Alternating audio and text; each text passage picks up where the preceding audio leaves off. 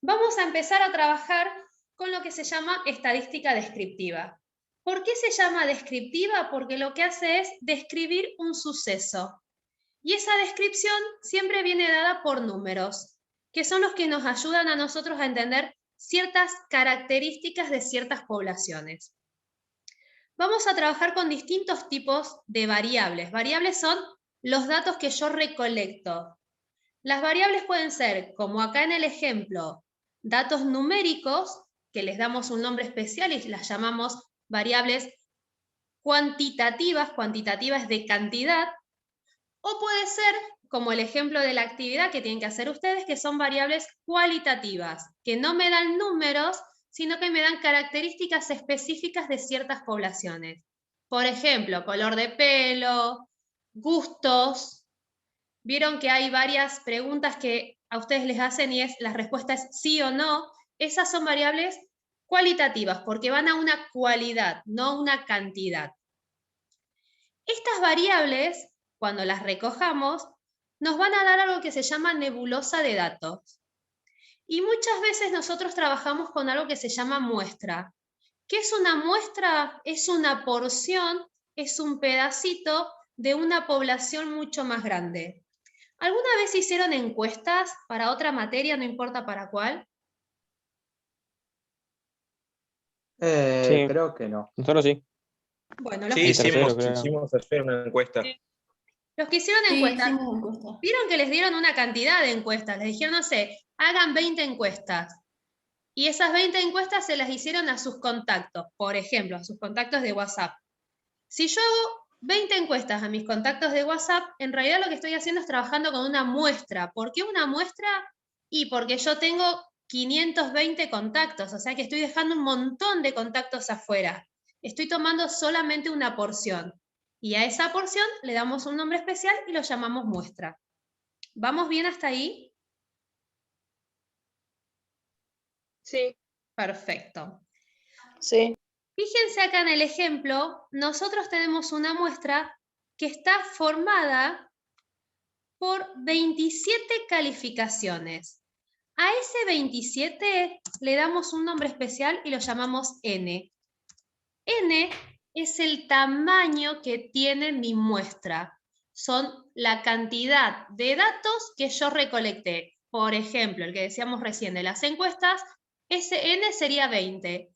En este caso son 27, ¿por qué? Porque en total tengo 27 calificaciones, o sea que tengo 27 elementos para analizar.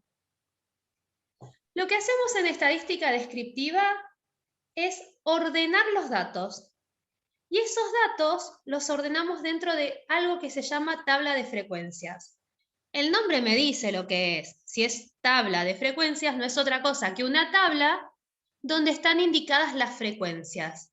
Y cada una de las frecuencias con las que vamos a trabajar nos va a representar algo totalmente diferente al anterior. Y esas frecuencias nos van a servir a nosotros para sacar ciertas conclusiones, que una vez que llenemos todas las tablas de frecuencias vamos a empezar a escribir las conclusiones para que vean cómo se usa cada una. ¿Vieron que mi tablita tiene 5 columnas? En la primera columna, la que dice XY, que no me deja pintarla, ahí está. Ahí tengo nada más y nada menos que las notas que obtuve. ¿Cuáles son las notas? Y todos los valores que están escritos acá en mi nebulosa de datos. ¿Se entiende? Sí. De nuevo por las dudas. Ahí está, ahora me la pintó. En mi primer columna, en la columna donde dice XY, XY no es otra cosa que los elementos, los datos. ¿Qué datos? Y los que tengo acá. Todos los que tengo en mi nebulosa de datos son los datos que nosotros vamos a después incorporar a nuestra columna, son los que vamos a volcar. Esos datos, cuando son cuantitativos, o sea, cuando son números, se acomodan de una forma específica. Siempre y absolutamente siempre, del dato más chico al dato más grande. Y al dato lo escribo una sola vez. Fíjense acá, yo tengo 1, 2, 3, 4, 5, 6, 7, 8 7. No pongo 7, 7, 7, 7, 7, 7, 7, sino que escribo una sola vez el 7. ¿Por qué? Porque el 7 es el mismo. A mí el dato que me interesa es esa nota numérica, que son los que vamos a escribir en esta columna. ¿Dudas? No. Perfecto. No. ¿Cómo se De llena momento no. la segunda columna que dice ahí frecuencia absoluta? La frecuencia absoluta no es otra cosa que la cantidad de veces que se repite mi dato en la nebulosa de datos. ¿Cómo lo obtengo? Si mi dato es el 3, yo voy a la nebulosa de datos y me fijo cuántas veces aparece el 3. ¿Cuántas veces aparece el 3 en esa nebulosa? Una. Una. Entonces, Una sola vez. Exacto. La frecuencia absoluta va a ser un 1. Hacemos lo mismo con el 5. Nos vamos a la nebulosa de datos y contamos cuántas veces está el 5 en esa nebulosa de datos. ¿Cuántas veces aparece el 5? 2 veces. Dos. Dos. Perfecto. ¿El 6? 3. Muy bien. ¿El 10 7? veces. 4. 8 veces, no había 8 dicho. veces. Perfecto. ¿El 8 cuántas veces se repite? 7. Excelente. 5. No, 7. Perfecto el que dijo 7. ¿El 9? 3. Muy 10 bien. veces. Y por último el 10. 2. 3. Ahí me gustó más. Profe, Repetimos. una consulta. Sí. En la hilera de los datos, ¿hay que sí o sí ponerlo del menor al mayor? En la columna. De los datos, En la que esta. dice hay que ¿En dónde ponerlo sí o sí del menor al mayor. Sí. En esta columna que está pintada en celeste, sí. Ok. Ahí los ordenamos siempre cuando, aclaremos esto y que quede claro, cuando los datos son valores numéricos. Si mis datos son sí o no, y me da lo mismo como estén ordenados, pero si los datos son numéricos, sí o sí van en orden creciente, del más chiquito al más grande. ¿Quedó claro? Sí. Perfecto. Sí, sí. Frecuencia absoluta, entonces dijimos que es la cantidad de veces que se repite el dato en las nebulosas de datos. Representa la frecuencia de repitencia de mi dato en mi muestra. ¿Quedó claro? O sea, cuántas veces aparece dentro de la nebulosa. Exactamente. Ni más ni menos que eso. Ok. ¿Vieron que acá dice, en la última fila dice total? Sí. Cuando nosotros sumemos todos estos numeritos, 1 más 2 más 3 más 8 más 7 más 3 más 3, ¿cuánto creen que me tiene que dar si cada una de las frecuencias son la cantidad de veces que está el dato en mi nebulosa? 27. Exacto. 27. Siempre este total tiene que coincidir con la cantidad de elementos que tiene la muestra. Ese numerito que llamamos n. La tercera columna se llama frecuencia absoluta acumulada. ¿Qué significa la palabra acumulada? ¿A qué les suena? Ah, la acción de acumular, de tener varias cosas. Exactamente, acumular, voy incorporando. Si yo acumulo algo, en realidad lo que estoy haciendo es incorporándole a eso que ya tenía algo más. Como dice frecuencia absoluta acumulada, no es otra cosa que la acumulación justamente de frecuencias. Es ir a la frecuencia que tengo, les voy sumando la anterior. A la frecuencia que tengo, les sumo la anterior. Por eso acá en la primer fila, la frecuencia absoluta acumulada de 3 es 1. ¿Por qué? Porque no tengo con quién sumarlo arriba. No tengo otra frecuencia. Perdón, no te escuché. O sea que tenés que si vos tenés, ponele 1 o 2 en la absoluta, lo sumás y ahí iría 3. Exacto.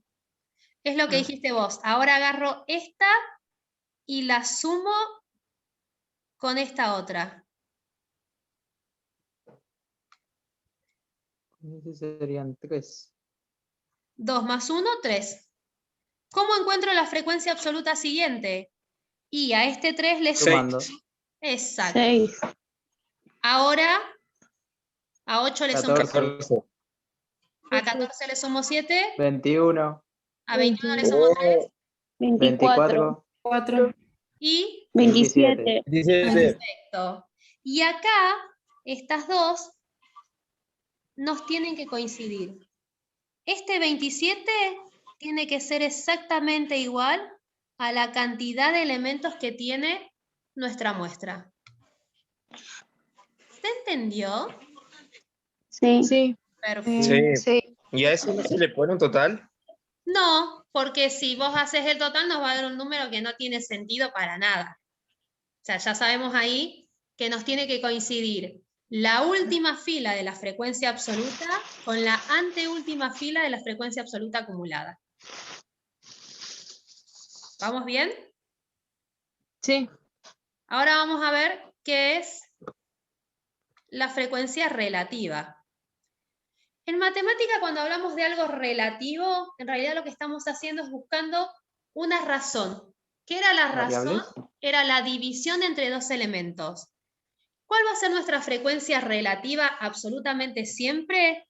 Va a ser el cociente entre la frecuencia absoluta del elemento y la cantidad de elementos que tiene mi muestra.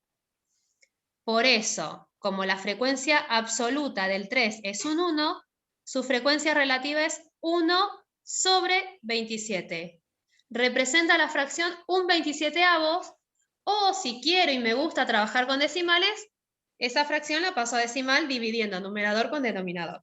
¿Me siguieron o no? No. ¿Lo puedes explicar de vuelta? Sí. Explicamos de nuevo y lo escribimos para que quede claro. La frecuencia relativa no es otra cosa que el cociente, o sea, la división entre la frecuencia absoluta, obviamente elemento a elemento, y, no me escribe, denme un minuto, Está muy al borde. ahí está.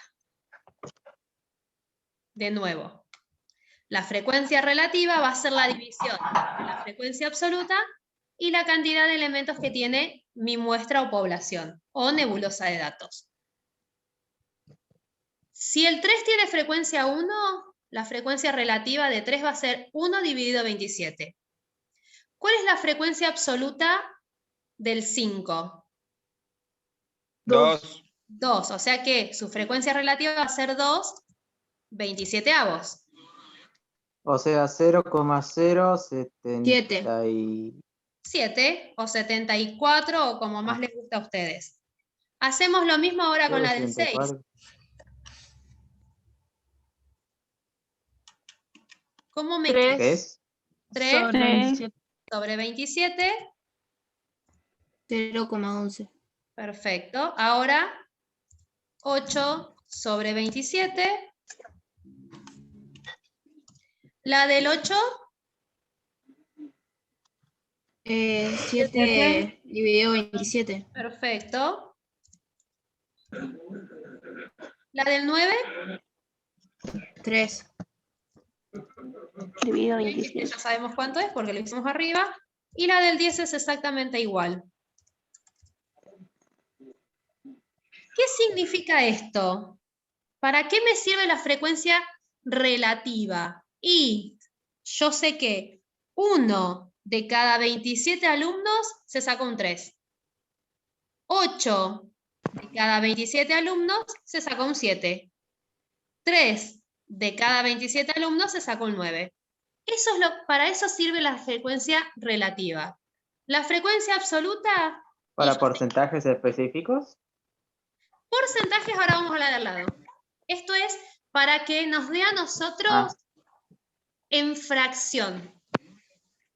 ¿Y cuánto creen que nos tiene que dar el total si yo estoy sumando fracciones?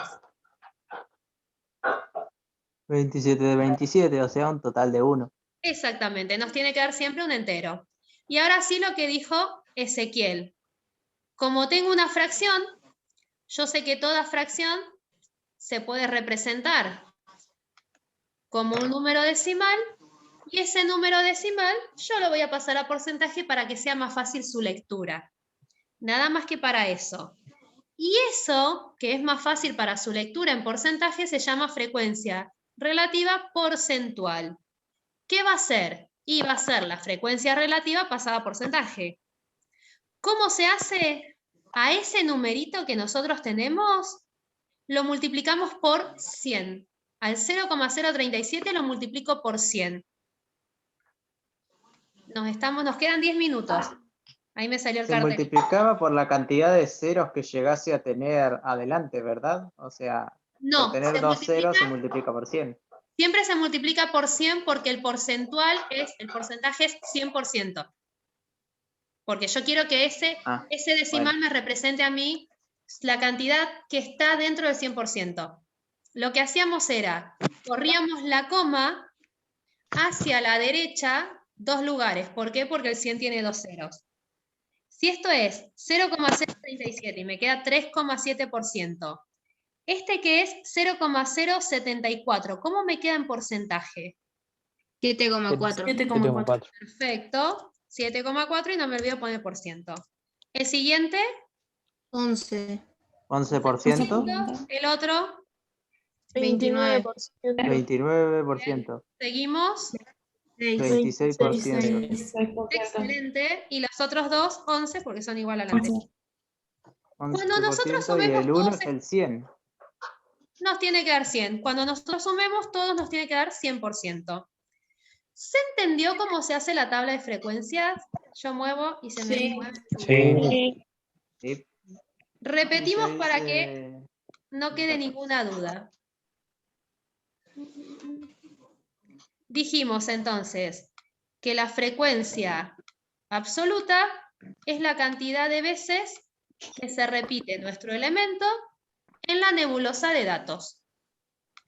La frecuencia absoluta acumulada, como el nombre nos lo dice, va acumulando todas las frecuencias.